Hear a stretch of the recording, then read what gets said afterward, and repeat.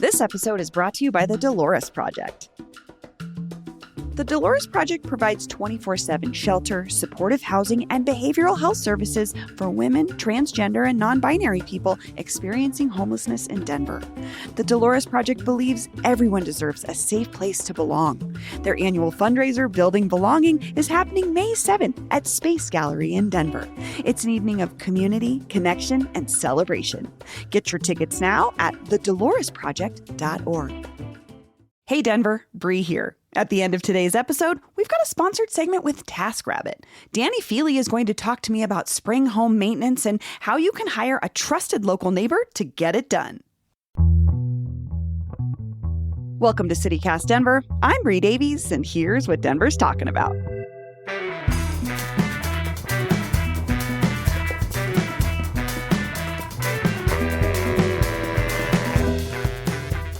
Friday morning, the trains stopped inside Denver International Airport yet again. So what can you do while stranded at DIA besides dive deep into the lore? We're revisiting a conversation with YouTuber Dave Chung, where we actually tried our hand at debunking some of the famous DIA conspiracy theories. Hey, y'all. I want to send you a huge thank you before we get started to any of you and all of you who have joined and became a CityCast Denver neighbor in the last week or so. It means so much to us. It's how we keep this show going. And to all of you that have been members forever, we're so appreciative. We've been doing this for over 5 years, and you're still here. But we still need more of you. We need you to tell your friends. We need you to tell your neighbors. We need you to tell your family members to join us. Go to membership.citycast.fm and sign up today if you haven't already. It's just $10 a month, $100 a year, which is a pretty good deal. And with that, you get to support this show. You get to support our newsletter. You get to support local journalism. You get a lot of cool stuff in return. You get an ad-free news feed. You get bonus content. You get the knowledge that you're supporting local journalism, and you get to be part of this community. And this community isn't anything without you. We do members-only events, so if you're a CityCast Denver neighbor, you get special invites to cool parties and things that we're doing that are just for you and us. It's how we build this community. But again, we still need more of you to join us. So please, go to membership.citycast.fm and sign up today. Thank you so much. Dave Chung, welcome to CityCast Denver. Thank you so much. I'm so excited to be here. Just saw you guys, but this is awesome to be here in the studio. Thanks for joining us. We're so excited. Producer Paul Karolyi is here as well. Hi, Paul. Hey, Bree. What's up? So the three of us, along with our producer Olivia Jewel Love and social media manager Abby Madigan, recently took a trip to DIA, but it was not like your normal trip. Yes, definitely something, a once-in-a-lifetime experience, but so happy that we got to do it. Yeah, I might call it a paranormal trip. Thanks, Dave. Well, we'll get into that. You don't have to do that again, by the way. I think we'll get into that, Paul, Let me die on the vine if you want. With the conspiracy theories, which we'll dig into. But I think I want to start with, Dave, you recently released a video on your YouTube channel. We'll put a link to it, of our shared experience of visiting Lucifer up close and personal, or Mustang, as the sculpture is called. Paul, this is like a lifelong dream for you. How was it? What was the experience like? I don't often find myself speechless, but this Lucifer thing that we got to do was one of those moments where it was just so special. One of my takeaways we'll talk about is just this. I think this changed my life. This is my next thing. I'll just tell you, I just got this Colorado style pizza obsession off my chest. I had been thinking about Bojo's and bothering all of the people in my life about it, and this horribly large crust and how the honey and where did it come from and blah, blah, blah, blah, blah for 10 years. And I finally got all the answers I needed. I mean, obviously I'm going to stick with it. If there's developments, I keep hearing from people in Kansas, not talking about that right now. But the fact that chapter closed as I got to go see Lucifer, which I had always loved, it kind of opened a new chapter of like, because something is unsettled about Lucifer. This copyright situation, the fact that the Jimenez, the artist's family's estate, still owns the commercial reproduction rights for this thing, and yet Denverites have, by virtue of loving it and everything about it, it created this whole mythos around it. There's so much opportunity to make money and generate revenue for our city, which desperately needs it. Like there is something that is upset in the world around Lucifer. And I think my next project in my life is to find the truth and calm the waters and settle this for Denver. I think Denver deserves this. Yeah. And I think that's something I got chills as we were driving up to see Lucifer. I literally got chills, almost like when you see the Eiffel Tower for the first time or something like that. Like, this is a landmark that you've seen. Lucifer is 1,000,000 times cooler than the Eiffel Tower. I do. This is interesting, though, because I did not have that experience. I don't like this piece of Luis Jimenez's work. He has other work I like, but it was so different seeing it up close and personal. The details you just don't see driving by it 1,000,000 times are kind of intense. He's missing teeth. He's missing teeth. Lucifer is missing teeth. You can see his genitalia. Yep. And we were discussing his butthole at length yesterday. Yeah, in preparation for this. It was a little shocking. I have in my camera roll about 15 pictures of the close-ups of the butthole. I mean, that's a cherished photo album now. You know, if anyone wants those pictures, I'm happy to share. Yeah. I know you do, you sickos. Yeah. I have a zoom in, zoom out 1,000,000 times of his front genitalia.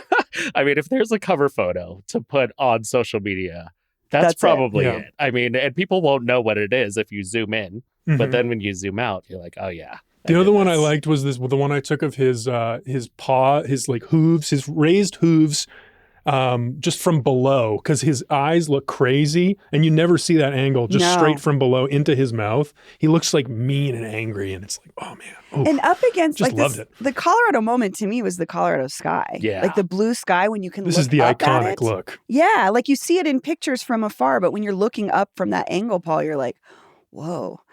Then I could feel the sort of Colorado-ness of what this is, the message it conveys kind of to folks when they're coming in or out. The other thing that I think I appreciated more having seen it up close is the placement of this piece is part of the art. Like Luis Jimenez, being inspired by Horses the Southwest, like he was trying to evoke something with this piece. And by placing it kind of on a raised hill where it commands attention, like Lucifer, if it was a real horse, like it ran up to the top of this hill and reared its head and reared it back. Yeah. So it could be seen, and it kind of commands the whole landscape. Like you have to look up at it. And it gets into the Wild West. From the highway, from the airport, no matter where you are, you're looking up at it. And I think that's something that was interesting about that. When we were editing the video, Bree, you said something like, I want this to be more grand around him. And it was interesting because he's standing, leaning back in this circle, but you're kind of in this field of like dirt and weeds. Like it might as well be in a parking lot in a strip mall is how I feel like they have. It's like there's put a little respect on it. Some dude in an excavator just moving dirt around as we're like, it's like, does this guy not know this is a world-class piece of art? Like this should be the Mona Lisa. There should be you like go to the Mona Lisa, there's a huge crowd of people taking photos, like hundreds of people, 24/7. Lucifer, 0 people. Yeah, exactly. We're hearing like beeping from construction trucks and stuff. But I think that that's part of the magic, right? It's feels like it's in the middle of nowhere. I mean, many people say that DIA is in the middle of nowhere, but then you have this like epic sculpture that's there in this field of like dirt and weeds, and maybe they're doing construction to make it nicer. Who knows? But like, I felt like you and I, Paul, were running around like little kids. Like we were so excited. And I could have stayed there for 2 hours. And I think that Bree, you probably would have been in a lot of pain if Paul and I just kept running around and taking pictures of it. But I could have been there all day. It's just art that doesn't move me. And I love hearing how art moves other people. Yeah. Like, I think it's really interesting how we respond to things. Totally. And I think also, I think this piece is such good PR for Denver because when you come into DIA, you're not seeing Denver. You're just like, where the fuck am I? But you get to see this piece, and I think it starts to tell our story a little bit. I think that's totally right. I think when I make videos about the airport or I tell people who are visiting Denver for the first time, I say that when they land at the airport, they're going to feel like they landed at the wrong place. Like, this is not the city that has every major professional sports team and has grown tremendously over the past few decades. They're going to feel like they landed in the middle of nowhere. And then they get to see Lucifer on their way out, and they're like, he's lit up with the spotlights, looking epic. Eyes are glowing red. And then they're like, okay, I'm officially in Denver. I still might feel like I'm in the middle of nowhere, but I'm definitely here. Yes. Yeah. So we we did a tour. We did sort of a behind the scenes tour with the folks at Den, as they call it. I want to be respectful. I've never heard someone say Den so much. And I was like, oh, everybody just colloquially calls it DIA. But I talked to the director of communications yesterday, Stacy, who gave us the tour. Yes, and wonderful tour guide. A DIA slipped out. She said it. Nice. It's got to be hard. I have. I mean, everyone calls it DIA. Yeah, it's like I've gotten comments on YouTube where people are like, dude, it's GEN. And I'm like, I know. Bro, Like, do you work I've for been to them? this airport all the time, but we call it DIA. You're actually showing that you don't know. Yeah. Is the thing. It's a litmus test for sure. There was another thing about that. As I was leaving the airport, I didn't tell you all this, but I bashed my car up pretty good in the airport parking lot. What? Yeah. It's okay. I mean, it will be after I spend all the money to fix it. Yeah. But there was some stuff hanging off as I thought I could get home and I couldn't. So I just was on the side of the road getting onto Pena Boulevard. You couldn't drive. I couldn't drive. I didn't know that. I was very embarrassed. I didn't tell you. Oh, I know. but now Why I'm didn't telling you everyone. call us? Yeah. So I was trying to I was trying to use audio cables to tie this panel back on, and some nice person took pity on me and he pulled over to the side and he tossed me some duct tape and he was like, this is what you need. And I was like, thank you so much. Wow. And I chatted him up a Coloradans little. are nice. Well, not just any Coloradan. This guy told me he was the head of security at DIA. Wow. And I was like, and I said, hey, DIA, what's it like working at DIA? Because we just had this day. And he was like, a DEN actually. And I was like, what's the deal with that? What's the deal with that? And he said, oh, the Dubai airport bought DIA. Oh. The Did not know name? that. Yeah. And so I was like, wait, are you Oh, serious? I'm a Dubai journalist. International. Can I actually Verify that? And he was like, I shouldn't have said this.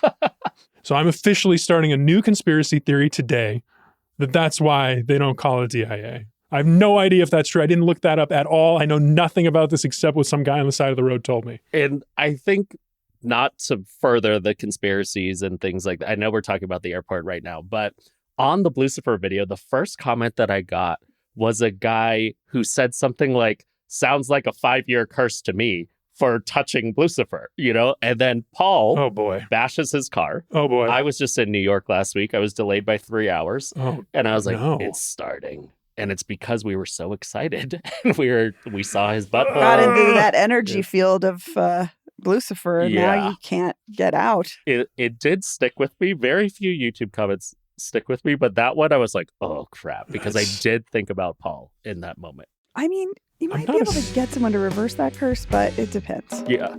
I know a couple witches. I can help you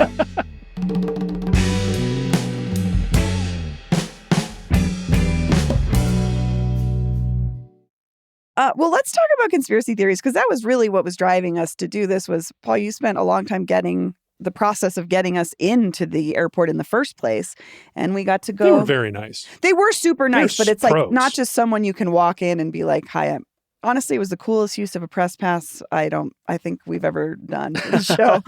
But I don't know. I just wonder what did we learn? Are there conspiracy theories that you all felt got debunked in the conversations we had? I don't know where we want to start, but Paul, what was something that you learned on our trip? Okay, so number one, I am not a conspiratorial person at all. I don't think any of these theories are real or really, honestly, that interesting. But what I do think is interesting is how the airport's bureaucracy has responded to this reputation. So that was one of my takeaways from this, was hearing the story from Stacy Stegman, Director of Communications, who we mentioned, who told us that it was actually her idea. She worked with the previous CEO of DEN, Kim Day, and in 2018, they launched this marketing campaign that was around the Great Hall project. There was a lot of construction happening at the time, so they needed to put up something on the construction barriers, and they were like, we need some kind of messaging here. What do we promote? What do we talk about? And they were like, let's just embrace these conspiracy theories. Why not? Stacy's idea was, they're out there. People are talking about it. Why not lean into it? What do we lose by having fun with it? Yeah. I mean, it's not our number one thing. She tries to keep it tasteful. I think I talked to her yesterday just a little bit more about this, and she was like, we try not to do too much because it could get hokey. But they know that this is powerful, and they have embraced it. Yeah. Even after Kim Day left, the current CEO, Phil Washington, is apparently on board for them, just enjoying this as well. Yeah, because it wasn't like that for many years. Yeah. Once it opened, those things, conspiracy theories started, and you never heard or saw anything about it inside DIA. Yeah. And it's an interesting turn. I think it was smart on their part because it kind of made it a little bit more fun. But I agree with you, Paul. Some of the conspiracy theories I looked into with the research really bummed me out. Yeah, some of them are gross. I mean, the lizard people one is like rooted in anti-Semitic tropes. That one, we don't need to talk about. And you'll notice DEN doesn't talk about that one. Yeah. And so this was something Stacy told me. I was like, are these ever a problem? Like, is this ever get in the way of the important airport work that you all do, getting people to where they need to go? And she said, we try to lean away from the ones that we don't like and lean towards the ones that we do like, the ones we think are more fun, which I thought, interestingly, was the underground bunkers. Yep. They think that one is really fun. So you'll see that a lot at the airport. And aliens, which honestly was not a big part of my research at all. Same. Yeah. I didn't come across the that idea really. that there's like aliens hidden underneath which, by the way, didn't see any. And I think that comes from, DIA or DEN, has the longest runway in the United States. It's way longer than what any typical commercial airport would need. And people think that there are UFOs that are hidden underneath the airport. Maybe they just need a longer runway because they're doing, crossing galaxies also, and it's stuff in like that. a very desolate area. Otherwise, it's not that it's not in an area of Denver, but like they had all the room. Totally. Yeah. For a reason. And they could keep going further. And I think what you were saying about Stacy, I think the thing that I loved about talking with her is she knew everything. She knew every conspiracy theory. We are hitting her with questions all over the place. She didn't sweat a single one. Yeah, she knew everything. Yeah. Probably from the first 3 words that we said, she was nodding and she was like, okay, it's that FEMA one. concentration camps. Yeah. Uh-huh. Yeah. Uh-huh. Yep, exactly. Here's the truth about that. Yeah. And, even the one about President Obama, which is something that I think people on YouTube absolutely believe. It's in so many videos. Will you share really quickly? This. I had never heard of this one. Okay, so I had watched maybe 10 to 20 conspiracy theory videos about the airport just to prep for this, kind of refresh my memory. But there was this time, I don't remember what year it was, when allegedly there was a comet that could maybe hit Earth, create a dinosaur level extinction event. And the rumor is that President Obama was flown to DEN, to our airport, to stay safe in case the comet did actually hit. And everybody was wondering, why didn't he go to Cheyenne Mountain? Right. Because that is a recognized military site. Yeah. It would keep everybody safe. More secure. Sure. Built for that kind of thing. Exactly. And that's not a secret. And everybody thought he would go there. But the rumor is that he went to the airport and was hiding out there. And Stacy even knew that one, and she knew that one. She said that she saw like a funny fake picture of Obama at the airport that made her wonder if that actually might have happened. But it was fun that even she knew things that are really on the fringes, and she knew every single one of those possible conspiracy theories, and that made it so much fun to chat with her. Yeah, she was interesting. And she also knew where they came from. Mm-hmm. I liked her explanations, like the fact that a lot of these rumors are about like things hiding underneath and how much space the airport takes up, like what's hiding in all this space, derives from the fact that when the last airport in Denver was decommissioned and they were building a new one of the main problems with the old one was that noise complaints around the old Stapleton airport, because it was inside the city. So they were like, okay, that's why we need to build it really far away. And we want it to have all this land surrounding it, so we'll never have a noise issue ever again. But now we have a conspiracy theory issue. Yeah. And something that I thought was so insightful that she said in the edit, I was watching her talk about this, where I said that, the Denver airport was built when Stapleton was like the 20th busiest airport in the United States. And it just seemed odd to build the largest airport in the United States in terms of landmass when we're like mid-tier. Right? We're like a mid-tier That's how Denver airport. does it, Dave. Exactly. We're going to get something huge. Yeah. And everybody will know us for it. And it paid off. Exactly. And she said, well, imagine if we didn't do it. We would have been the 90th busiest airport in the country, and probably the makeup of the city would probably be very different. Yes, people would get to the airport faster, but it's a hub. Exactly. It's an international hub. It's like we're attractive to so many types of businesses because of that. Yeah. And I liked that grounding in that actually does make sense. It might have just been foresight for where the city might end up going at some point, but I just thought it was interesting because it did seem bizarre that you're like, okay, 20th busiest airport. Let's just go big. Let's blow every other airport out of the water.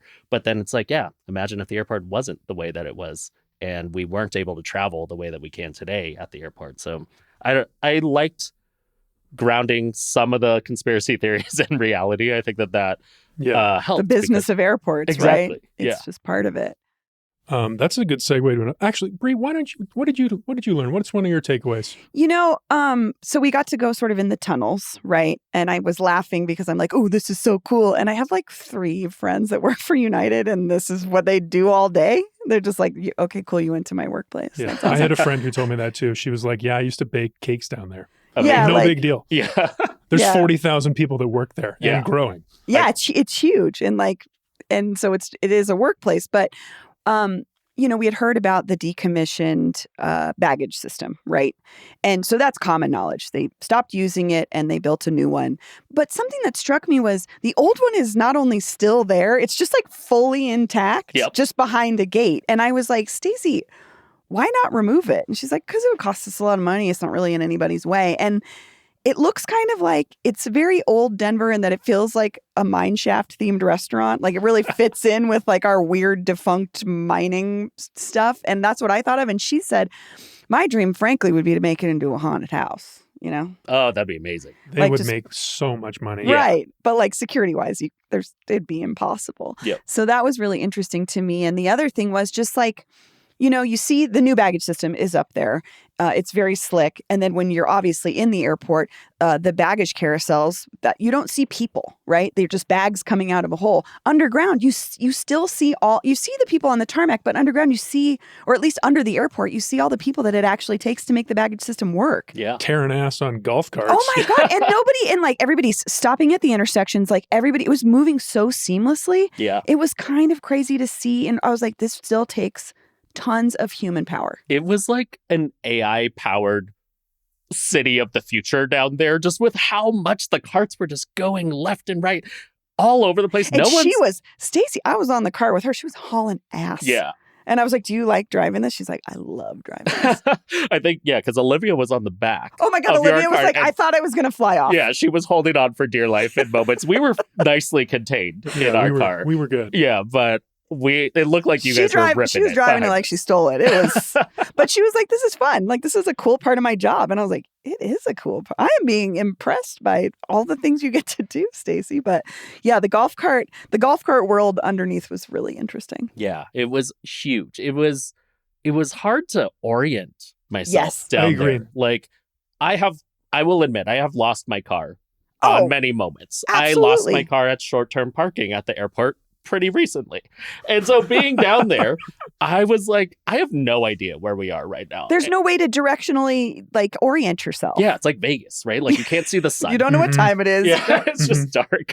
And I think that there was one part where we pulled over and you and Stacey had a really interesting conversation about the artwork and how some of the more controversial paintings at the airport have been in storage for years now.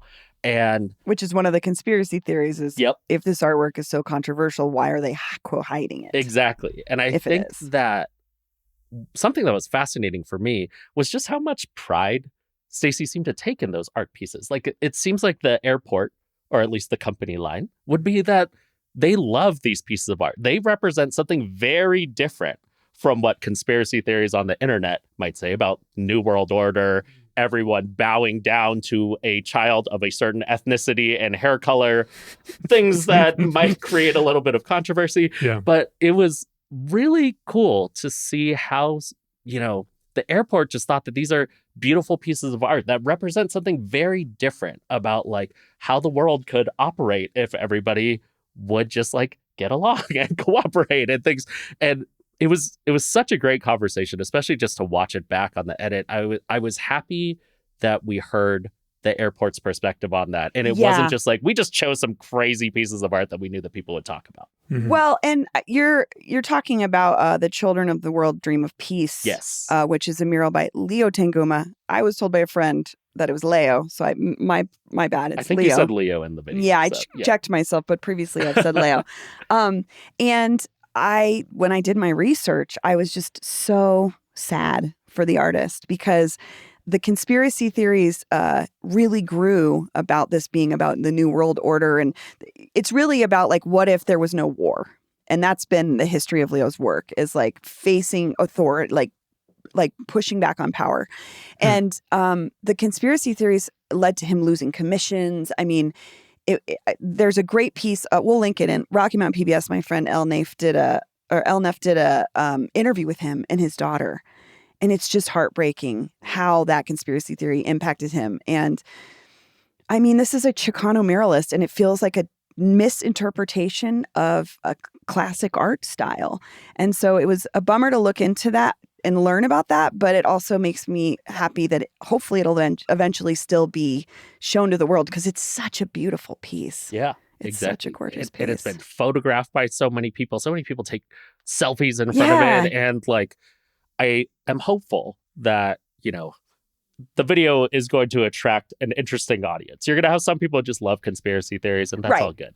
But I am hopeful that, you know, with the video that we did on Lucifer and the video we did on the airport, that people can kind of learn some of the stories behind the art, that it wasn't just there to create drama and make conspiracy theorists go crazy about it. Like, there are stories behind these artists, and there were effects of the different conspiracy theories that spawned from these art pieces. So I'm hopeful that the videos will help do that. Yeah. And it's an incredible collection. If you just look at DIA's art, it's just an incredible collection that really tells a beautiful story about Colorado, I think, too.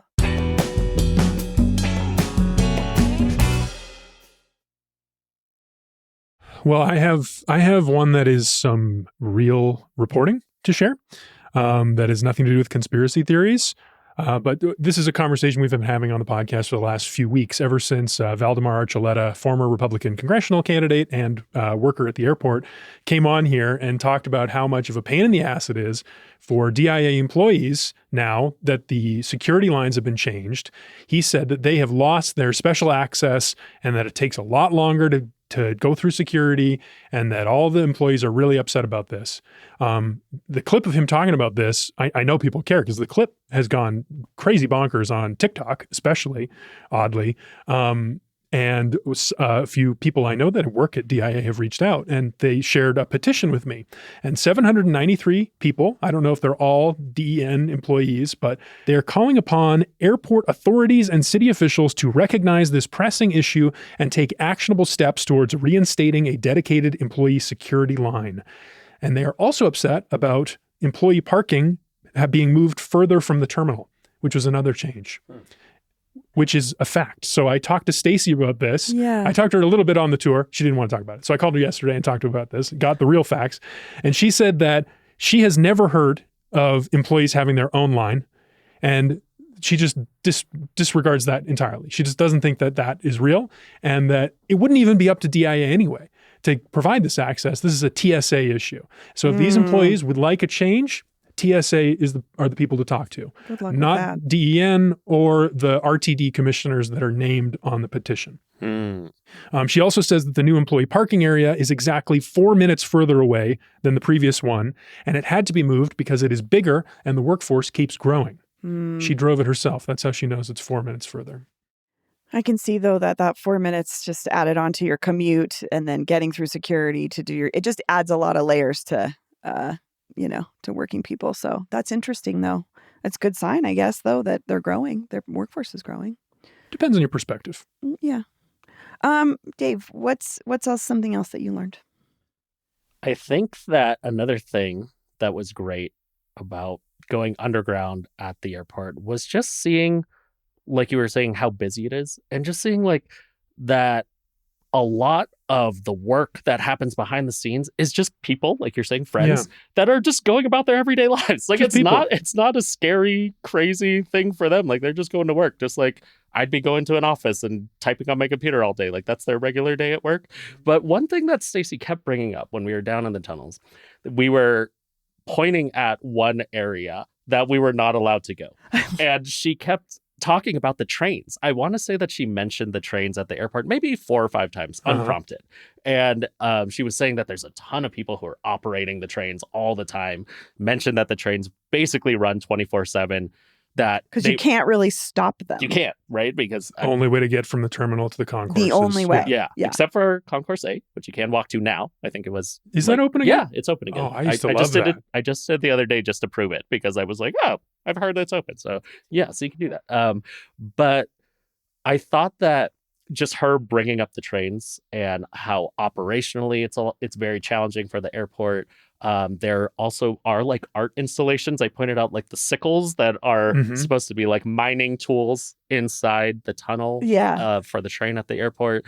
It sounds like that maybe it's a headache for the airport. I don't know, but clearly it's a huge operational challenge for them just on a day-to-day basis to keep that thing up and running, and knowing that, you know, passengers get pissed if that thing is delayed or not working. If it's not there's working, no it's a disaster. more stressful place than an airport. Yes, exactly. You've got tens of thousands of people needing to get somewhere right now. Yeah. So and then just the fact that she referred to, you know, what I would call like propellers or fans in the tunnel as like pieces of art, right? And how she wanted to like clean it up and make it look the way that it's supposed to look. It's just hard because it's running all the time. Because they're kind of grimy, but it's because how do you get somebody in there to clean them without disrupting service? Exactly. Yeah. And which is crazy. I don't think there's ever been a conspiracy theory about like the train at the airport, but I just remembered seeing those sickles that, you know, are reminiscent of certain political groups. You're talking about like flags. The farming yes, tool? Exactly. Okay, like the hammer and sickle. Exactly. Okay, I was like,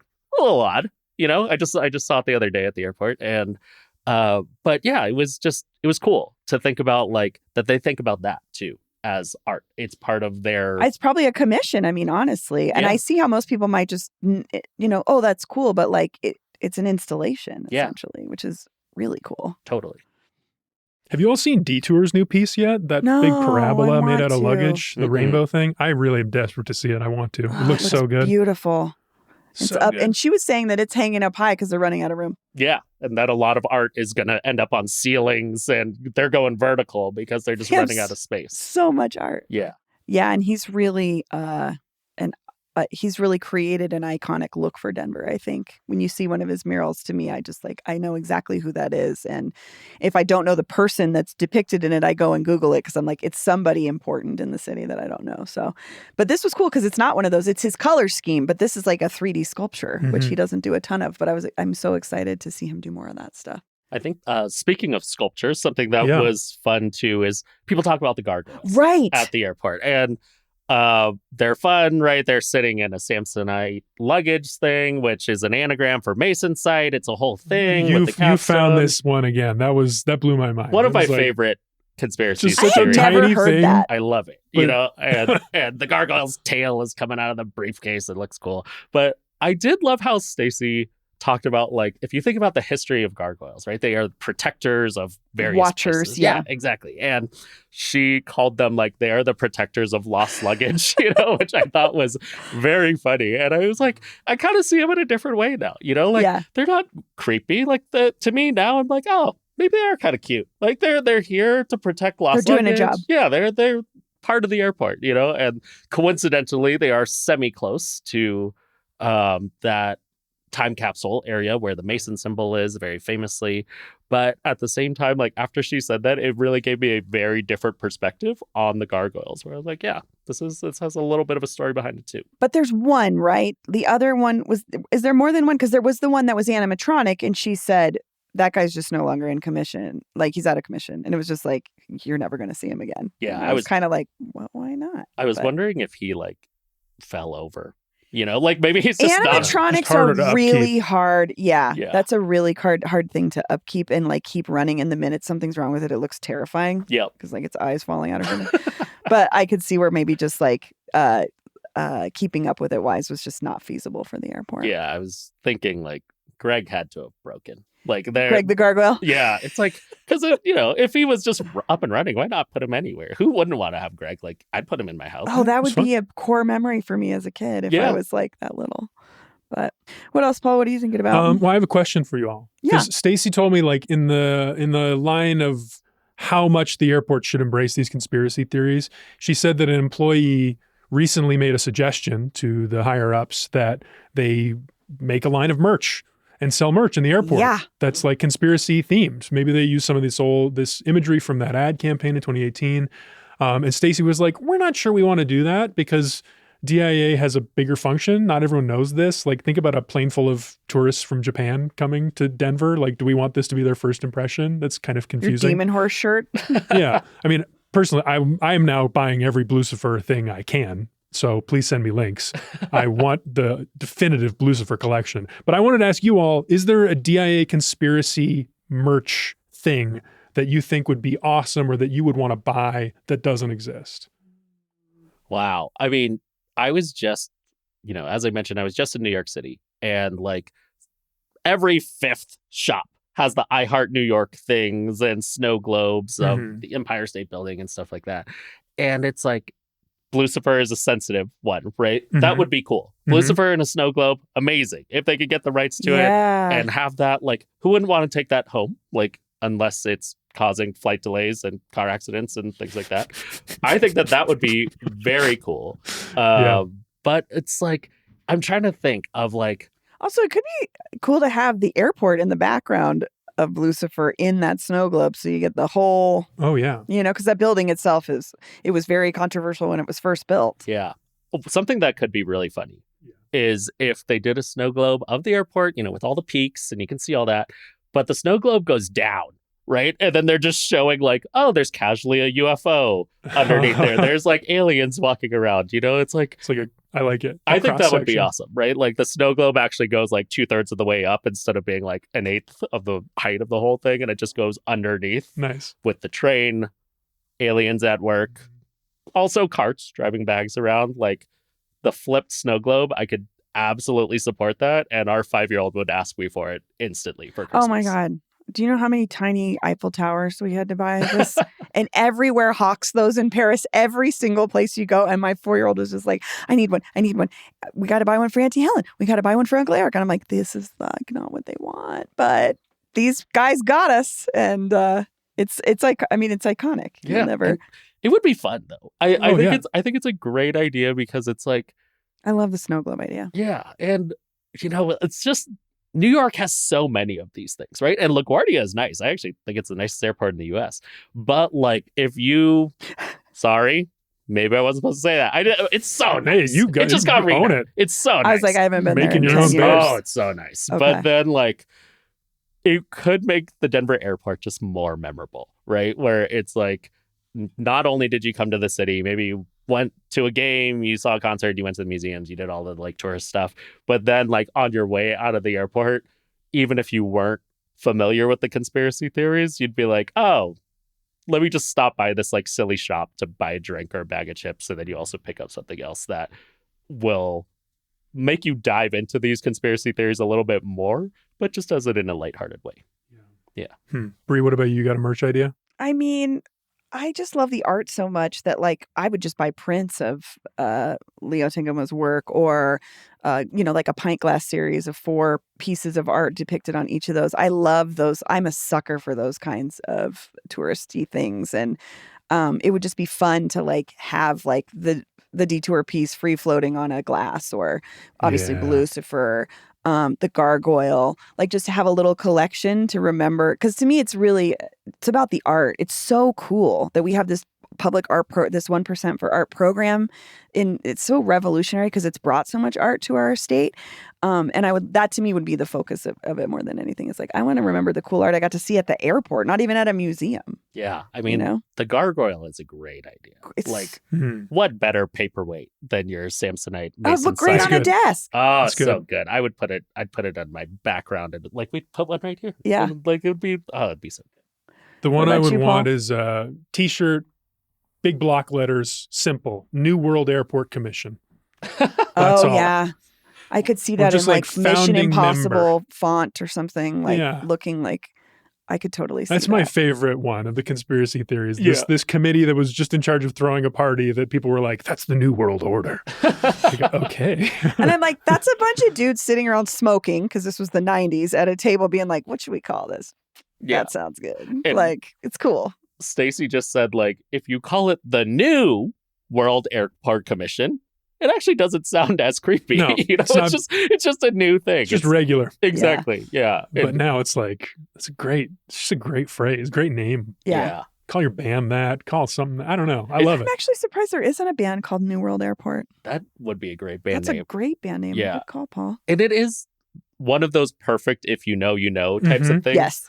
And I will occasionally wear pro wrestling shirts out in the wild, and people will be like, dude, amazing. When I'm wearing like some ECW shirt from like... Pro wrestling people are intense too. Like they know every move, their favorite, every match, like that would be... Yeah, I never get more high fives in the wild than when I'm wearing a pro wrestling shirt. And I feel like the New World Airport Commission t-shirt would be similar, where like you'd be wearing it in Chicago and get a high five. Yeah, you'd get a high five from some random guy on the street who grew up in Denver. That would be nice. Or maybe I'm rethinking this because I might get some like knowing winks from weirdos, or like be like, is this about my shirt or are you just being weird? Yeah, I don't know. Or they're like dropping some weird handshake that you are not familiar like, with. What did I get myself into here? Yeah. But yeah, that's the one for me. Before we go, let's talk about the videos that we made with David and your team made that are so beautiful about our experience. Okay, here's the thing. Not only should you go to Dave's channel and watch these videos, but you should subscribe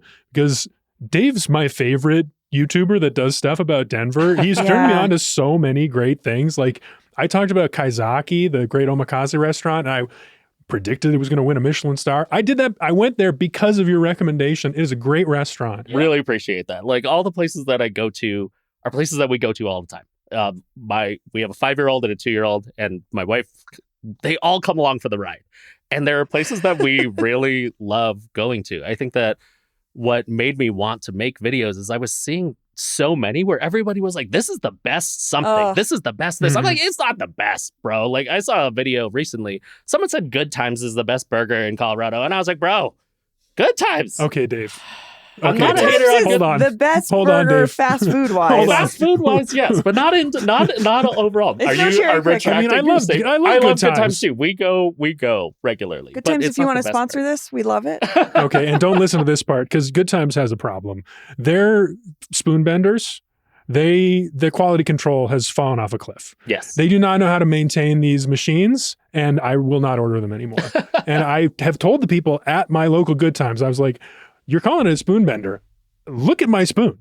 It's dripping off the end here. There's no bending happening. Like, I think you're not making this right. Please, can I have like, and they were just like, no, this is it. It's because it's hot fudge in there. It melts. And I'm like, okay, sure. I just won't get it again. They need some quality control. I love you, Good Times. I want you to be better. I will just say the Good Times on First and Wads, I have the nicest dude every time. I want to like stay and hang and talk to him for a while. He's so nice. Such great service. And I'm not a hater on it. I just would never call it the best. No, but you touched a nerve with this, I just feel like there are too many people who say everything is the best everything. And that's not true. We'll put links in the show notes to your Blucifer episode with more of our adventures, which I'm so excited to see. But we'd love to hear from you too. What do you think about the conspiracy theories at DIA? Or what are things about it that you really love that maybe are underappreciated? Give us a call, 720-500-5418. You can leave us a voicemail or send us a text message. But we know people have a lot of feelings about Den. Paul and Dave, thanks so much for joining me. Thank you. See you next time. Hey, it's Bree Davies, and I'm here with Danny Feely, the Director of Finance at TaskRabbit. Hi, Danny. Hey, Bree. Nice to meet you. Nice to meet you, too. So for folks who haven't used TaskRabbit yet, give us the pitch. What is it? And what are Denverites actually using it for the most right now? So TaskRabbit is a platform where you can find a skilled local tasker to help you with all kinds of tasks around your house. Think furniture assembly, TV mounting. Those are huge, especially with so many people moving into new spaces lately. But we also handle cleaning, moving help, and general home repairs. Awesome. It sounds so easy. So you're from Denver, so you've watched this thing expand from the inside. How have you seen this platform grow? Yeah, it's been really incredible. We've actually helped Denverites complete more than 105,000 tasks over the last couple of years.